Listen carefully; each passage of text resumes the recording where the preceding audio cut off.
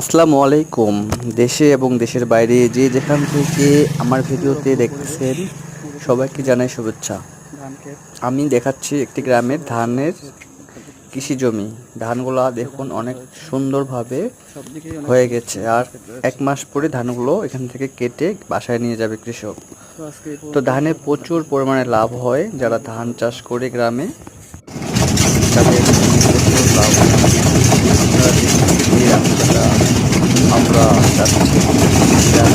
যাচ্ছি যেখানে রয়েছে ধান ক্ষেত, ভুট্টা ক্ষেত এবং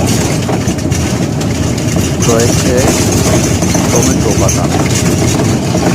তাছাড়া রয়েছে করলা, ঝিঙ্গা, পুঁইশাক, লাল শাক, অনেক পাহাড় রকমের শাকসবজি। আমরা গ্রামের পথ দিয়ে যেতে যেতে আপনাদের মাঝে এই অংশগুলো দেখাচ্ছি। আপনারা দেখতেছেন অনেক গোলাপ বাগান রয়েছে, কচু চাষ করতেছে, ভুট্টা চাষ করতেছে। দেখুন ভুট্টার গাছগুলো ভেঙে গেছে, মানে ভুট্টা এখান থেকে গাছ থেকে ছিঁড়ে নিয়ে বাসায় নিয়ে গেছে।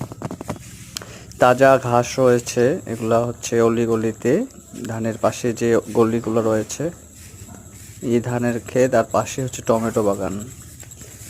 একটি কৃষকই দুটা সবজি চাষ করতেছে, মানে ধান প্লাস টমেটো চাষ করতেছে। দেখুন টমেটো বাগানের পাশে কি সুন্দর ফুলের গাছ হয়েছে, ফুল ধরছে।